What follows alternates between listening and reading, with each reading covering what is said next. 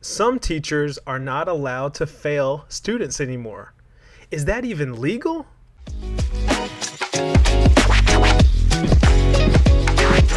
I would like to discuss an article that I found today.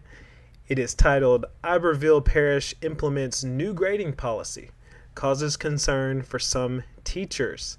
This is published by WAFB 9 on September 19th, 2024 by Riley Kramer. Let's get into this article and see exactly what it says about this new grading policy and the concerns of the teachers. Starting here at the top, the Iberville Parish School Board implemented a few changes to its annual pupil progression plan this school year, where a student cannot get below 55% unless they refuse to do their work. Continuing on, we have a documented refusal form where the teacher makes 3 attempts to get the child to complete the assignment. If the child does not complete the assignment, the teacher signs off on the refusal. The child signs off on the refusal. The parent is contacted and a 0 is put in the gradebook, Johnson says. So, to summarize what this policy says, it's that you cannot give students below a 55% on any assignment unless they have absolutely refused to do that work. So if you want to put a 0 or whatever lower than a 55% in the grade book, then you need to have documentation that says that you have tried to get the student to complete the assignment, and you have to try 3 times before you can put a 0 in the grade book. So this is essentially to prevent teachers from just putting a 0 in the grade book. Let's say that student doesn't bring a homework assignment back and teacher gives them a 0 on the assignment. This policy says, no, you can't do that. You got to ask them about this work, try to get them to do it at least 3 times before you give them a 0. So it makes it a little more challenging for teachers because they can't just put a 0 in the grade book. They got to try to get students to do their work. All right. Now let's continue on in this article and just get even more into some of the specifics. So here it says, if a student doesn't study and scores a 1 out of 10, it's then curved to a 5.5 out of 10, where the other child that got a 6 out of 10 receives no increase. Students are only able to receive 4 points worth of an F with this policy. So essentially, some teachers are like, well, that's not fair. They can only receive 4 points of an F because, they have, I guess, I'm not sure what the grading scale is specifically, but from a 55 to a 59, but if they get a 60, they get a D. Okay, so there's only a 4-point range where you can get an F score. And they're saying, well, that's not right. They can only get 4 points of an F. And furthermore, that if a student gets a 6 out of 10, which is a 60% on an assignment, and let's say another student gets a 4 out of 10, which is a 40%, they're saying that, well, that student that got that 40%, we have to curve that up to a 55%, and the student who got a 60% just has to stay at that score. So we're curving the students that get the low scores up to a 55 at the very least, and no one else gets a curve, no one else gets any help to increase their score. Okay, well, so this is interesting for me. And when I began reading this article and I saw this headline and I read the article and I said, this is not a big deal. I actually have seen this, and every school that I have taught at in Louisiana has taught me this. This has been a policy, at every school, going to from Union Parish to Caddo Parish to where I am teaching right now. I have always been told by my mentors, as well as the other teachers, don't fail students. Give them at least a 50%. It's always been at least a 50% on assignments, because it puts students in a no-win situation if you do not. And this article goes into that. Let me see if I can find exactly where it talks about that. Okay, yes. So here it is in the article. It says,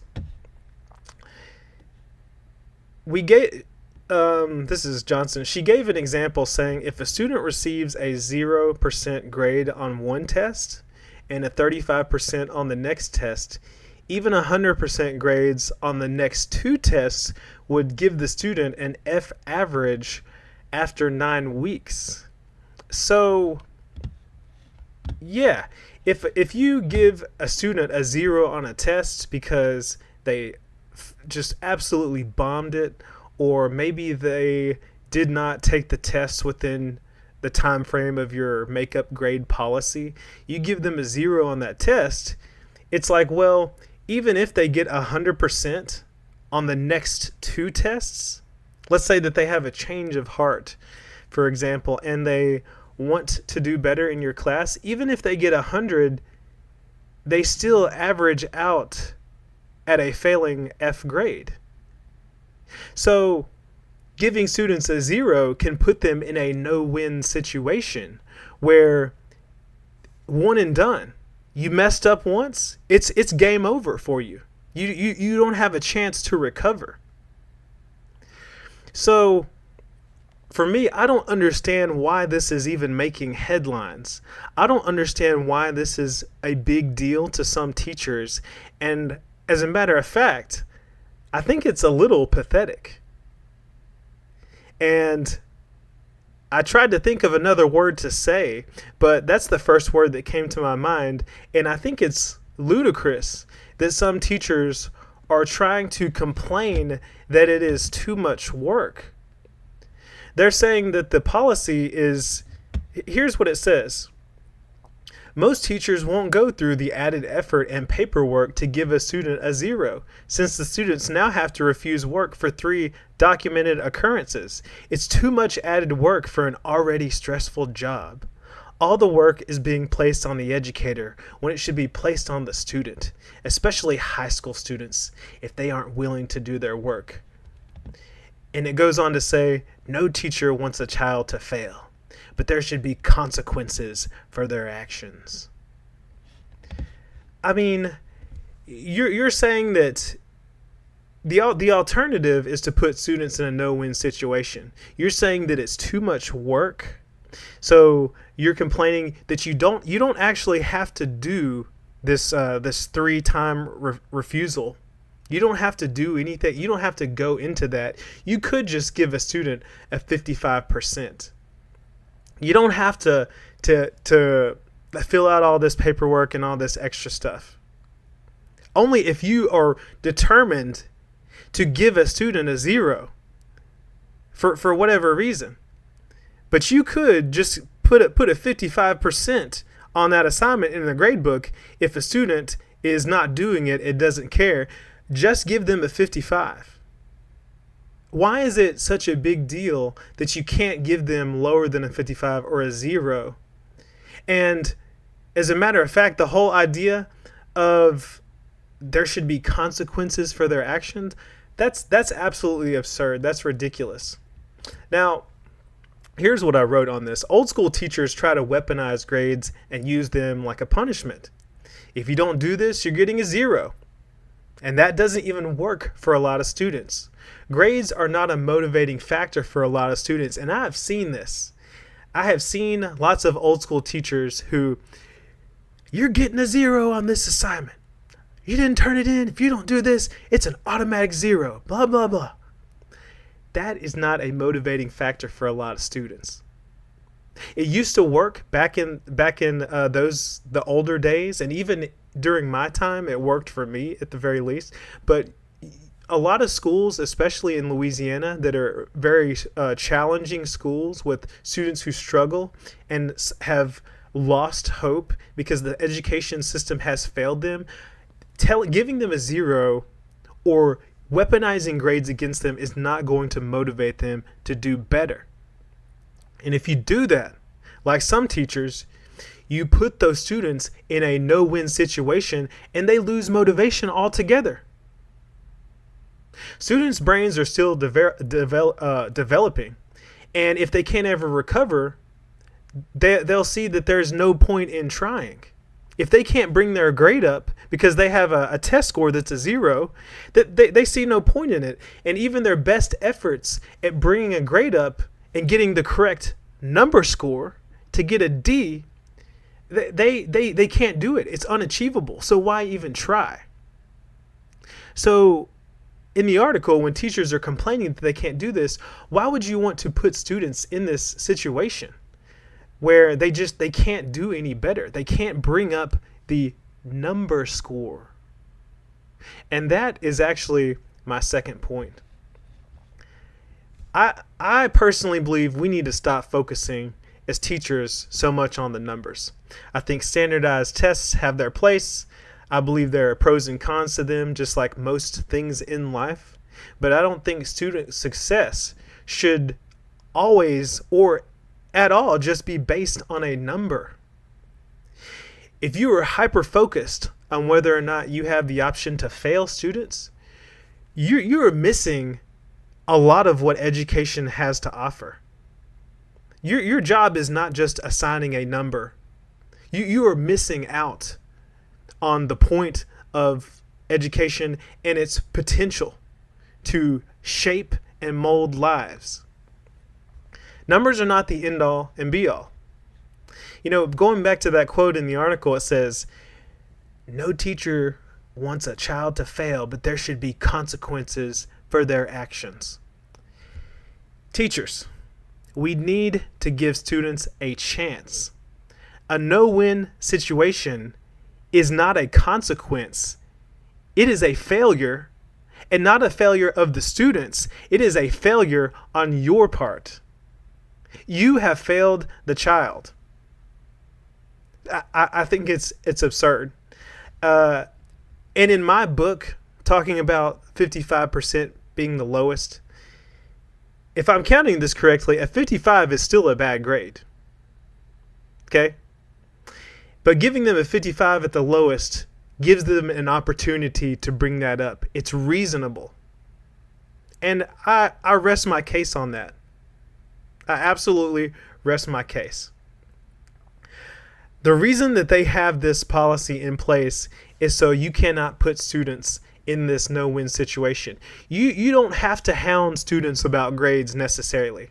I think that you should give students a chance to complete these activities, and I think that that's what they want you to do. That's the spirit of this rule.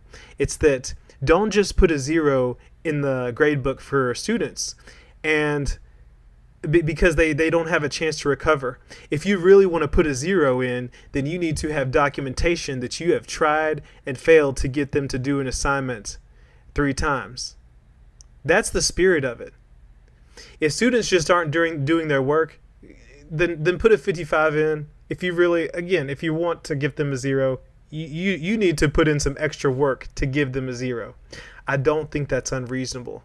I think that's actually a great policy. So why is this even news? Why is this making headlines? Why are teachers complaining? And I'm just taking a guess here, but I would say that the concern is from probably new teachers. And if you're a new teacher watching this, just hear me out on my perspective and on what I'm trying to tell you. Because, new teachers come in thinking, well, I'm going to give them, they need to get a zero on this. No, they don't need to get a zero. They can receive a low score, but at least put it within reason so that they can still bring that score up if they have a change of heart. I have seen those students who have turned around in the middle of a semester, in the middle of the year, because they have maybe lost, they've had that teacher that has motivated them, or they've had that they found that motivation somehow, and they have wanted to do better. But if you make it so that they can't even get they can't get their score higher, and they can't see that, they can't see the progress that they're making, then they give up altogether. And that's a failure. The last thing that we want is for students to just give up on the education system and see themselves as a failure and not even have the chance to make a change and to try and do something different. So, those are my thoughts on this article. Do you agree with me? Do you disagree? Please let me know in the comments section. Also, like this video if you like this type of content and you want to see more of it.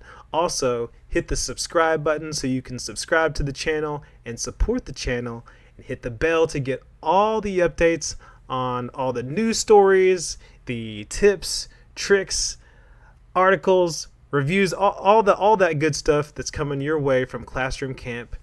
That's all I have for you right now. See you next time.